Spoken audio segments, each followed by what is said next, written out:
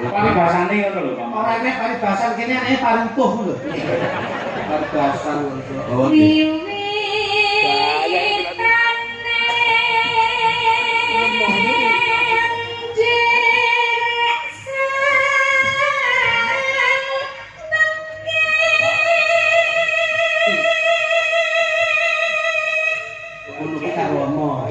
Ya jumpa. Jadi aku tresno banget karo panjenengan lho, Pak.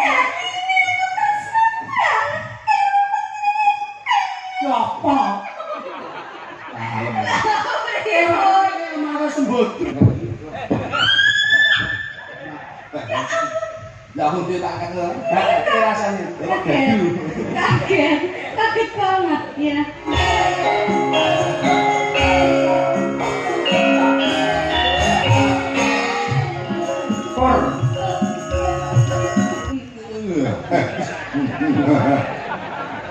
Wo akrab dadi kanca akrab. Lah iki nek ngene kok kiting mangane kiting. Tak ngene hubungan spesial. Winong ngawasi kegiatane tukung yo kedemos. Ini tenang.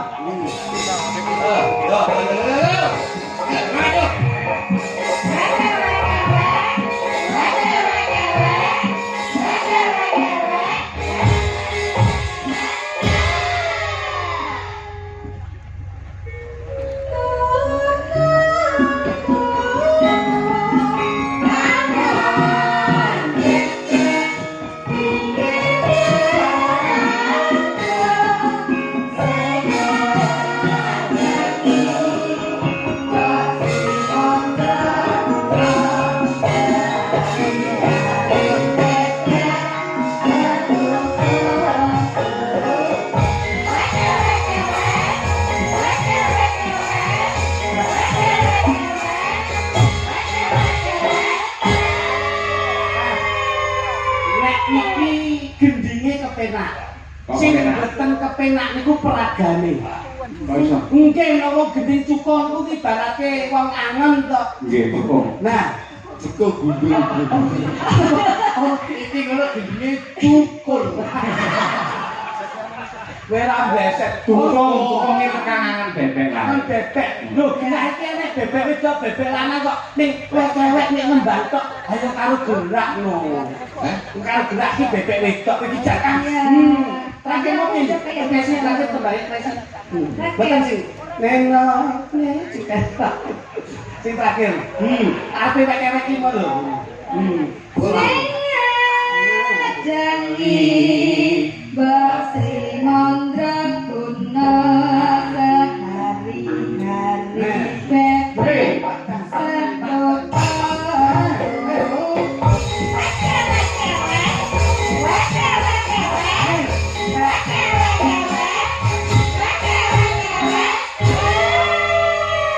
bebek wedok. Aku bebek itu ya agresif ngono. Nah, yo bebek itu yo. kowe iki kok bebek wedok, aku nyontoni dhek sik iki lho. Wis sing bebek lanang, nek wis wek tuh wek ini ya. Bebek lanang ndak respon. Wek terus wek ngono. Ngene ya. Wek terus mudun kewer-kewer. Mungkin kewer barang ngopo iso. Wis terakhir ngono. ya sehari-hari bebek satu kelompok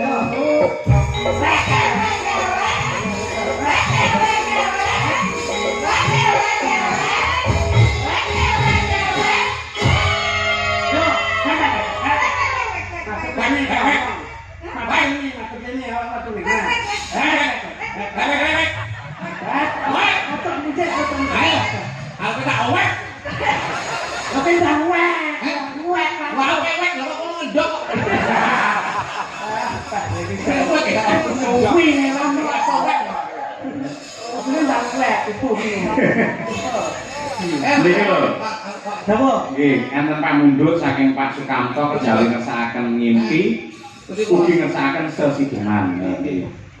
Pancen Pak Kamto piyambakipun budaya saestu Mas. Oh, saestu. Ben dalu nggih sok aktif ngersani panjenengan. Nggih. Main gesang. Dados wong budaya kuwi ora kok kudu duwe, Mas. Nanging seneng piye? Nggih, sore bate. Kula sakono sampun dipun rampung. Niku amplope nggih enten arepane. Amin. Yang gedeng sisi demak kali yang gedeng ngimpi. Nggih, saking Bapak Sukamto. Kalau sedaluan nanti dumateng warga masyarakat ingkang dalu menika mirsani ringgit. Mugi-mugi sedaya pinaringan sehat, waras kathah rezekinipun. Amin. Tapi sing ngesor ambek kaca kuwi. Keluarga Pak Sukamto. Sukamto apa nek tulisane. Pangapunten Mas Cahyo pun tadi menika wonten tali asih nggih menika arta 700 kagem kru Madangkara. Sembah nuwun ya bukan Dok. Alhamdulillah ini transparan. Transparan. Awak iki to Mas. Jujur. Nyambut gawe iki padha kesele, padha kringete. Ora amanah lho. Berapa? 700. Enggak ada ini. Loh. Jenengan iki Tulisannya 700 loh, Pak. Sik tok iki mau ki tak buka sik nutup ngene iki line sik kelep ditangkani karo kluthuk. Kok nyalane aku lho. 700 loh isine. niki wau teng pundi? Wonten Mas Cahyo. Mas Cahyo, panjenengan saestu mboten ngasta. Wah demi Allah kula. Mau kula ngapusi. Iki ana artane lho. Oke, 700. 700 tulisannya 700 loh ini. Boleh cari itu. Ora ana iki mau layang beda iki iki. Niki lho, saking Pak Kanto nyuwun gendhe ngimpi. Sampun kalian sesidengan. Nggih. Kagem masyarakat Karanggayan. Nggih. Saking Bapak kami tuwa. Salam sedhengaken sani.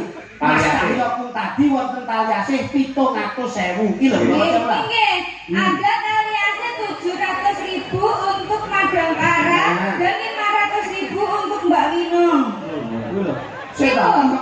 Kowe aja sembrono lho. Oke, karo tulisan. Iki zamane zaman anu lho iki. Oke, anu tulisannya kayak banyak geledek nih. Enggak, ini 700. Lah wong 700 kowe aja sembrono lho. Awake dhewe diparingi rezeki karo Pak Kanto piye carane amanah itu dilaksanakan dengan baik. Iki usune iki usun wong bebayani kabeh. Ayo. Ketok lat kasus langsung. Iya, Cibluk tenan. duwe kaya ngene nganti dijupuk ora mbayani apa-apa, malah penyakit. Wong iki kanca-kanca mesake padha-padha meleki kok. Mangusan, ayo meleki. Lah, tenang to. Kok ngono to? Oke, tulisannya geledek nih. 700.000. 700 loh. Iya, dah. Iya, 700.000 untuk Madangkara itu loh. Ujungnya dari ngatus kok. Jiwa kejujuran iki kudu ditata. Kok picak kok kita. Lah kok sing gowo sampean kok arepe maido kancane. Ayo, ora lah, ora sampeyan kan. Nah, 700.000 kok. Kejan kok ngasih kok. Sumpah kula mboten ngerti kok. Mungkin menerima pasti lima. Dinggo Madangkara loh, kok diambil. Aja ngisi-ngisi asmane Mbak Sampah. Iki malah tak tampa malah dadi perkara. Wong duwe 700 dadi 500 iki ora aku. Pak Kampo piye jujur ora kok ngapusi ngawur ae iki. Sumpah tenang. Mbok. Wis sing buka kowe salammu, iki seksi iki dipijul. Lho dipijul. Kalau rapi video pokoknya sinden aku ya. Anu samu. Ayo, nun sewu Mas, kesan kok. Bentar jawab. Ndak kulino kaya ngono kuwi. Pangapunten Pak Kanto. Loh, apa kok urusane Pak Kanto? Timbang kula dikeroyok niki yen tambah 200, Pak. Amun, ndak oleh menunggu lo piye kok mbok parane nanti sing 200. Ngawur apa aku mbokon ngono wis mungkin ora nek tulisan 700 iku. Sale dhewe sampeyan kok yo manut. Tepatnya sepelane ngono. Ngono. Sedhiwan nggih, Gus. Nggih, nek dibawani komplit. Monggo. Mboten Om Kluthuk aja. Kamu bawa seolah-olah kamu itu terpesona dengan saya. Kira ceritanya iki apa? Kisah cinta antara seorang kaya raya yang hidup sampai seorang sinden. Nah, ngono kuwi. Jadi keke galang kerapu. Sing didani apa rupane kok bletok ngono. Tapi bahasane ngono lho, Pak. Ora nek paribasan kene anake parutuh lho. Paribasan ngono. Bawa lho. Ya. Sik kok ya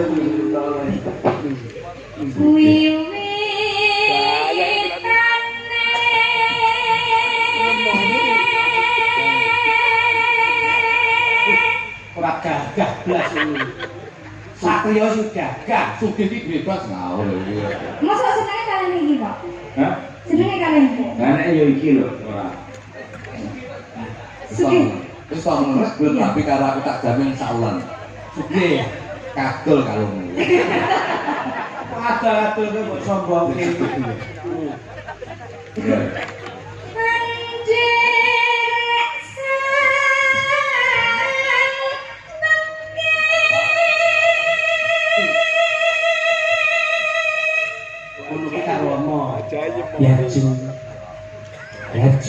malah kok wong sugih.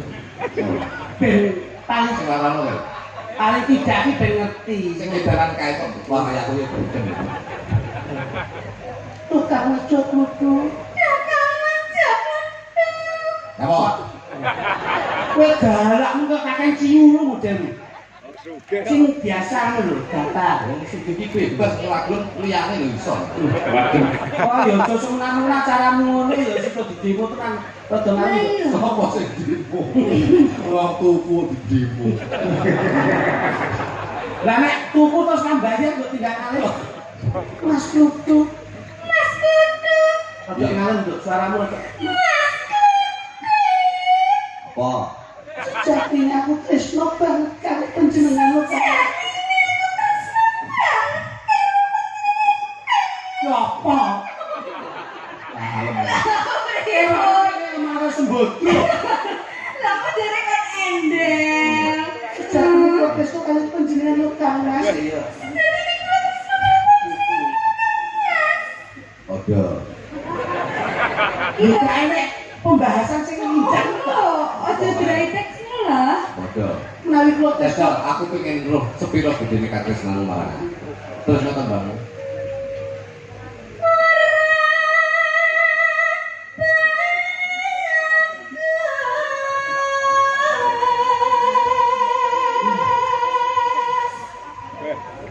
Wah, bagus. Kakang Mas Kutu. Kakang Mas Kutu. Mbok rada nyejarene to Kakang Mas. Aku suwi ngono jajar. Aku suwi lho Kang Mas.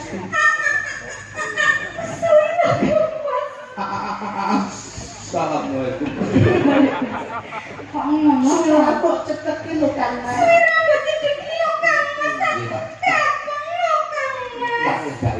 Aku uga kangen karo Nah ngono. Napa niku estu leres? aku lah bakal cidro yen mung kowe sing tak tresnani ya mung kowe ora ono wanita liya sing tak tresnani. Iya.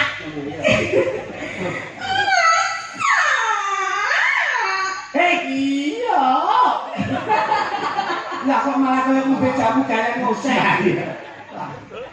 Kan aku kepo.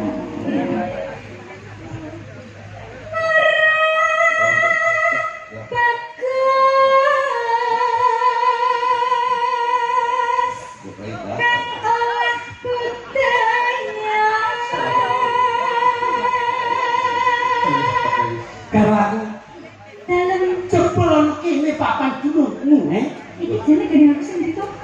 Awak iki dilan iki sing nuku wong akeh. Ya kaya panganan iki kuku. Oh, masih tanggapan lho. Tanggapan lho, tanggapan. Oh, walah sing ngejo. Sing dadak ning saya, balik ning gua bocah. Oh, aku enggak ya. Lah hun dia tak angkat lho. Kayak rasane. Kaget banget ya, enggak apa-apa. Bentar dulu kamu nanti. Sowan penyayang ku kaget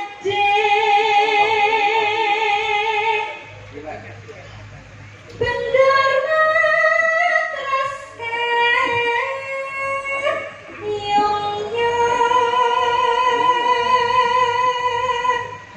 Ngono ki awakmu dadi adine, wis sak napa ndara. Iki bendara terus kayung, kuwi ndara disepake carusane.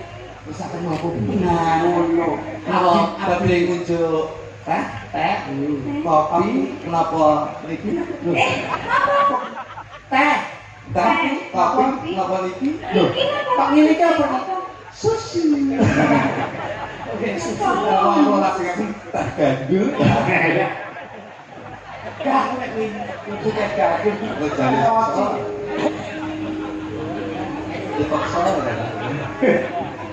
Tenang.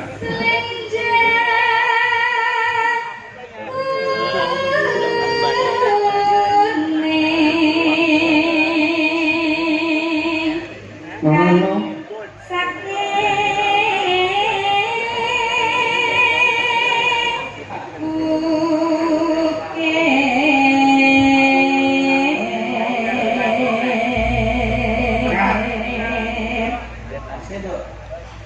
ora kurang permana neng wases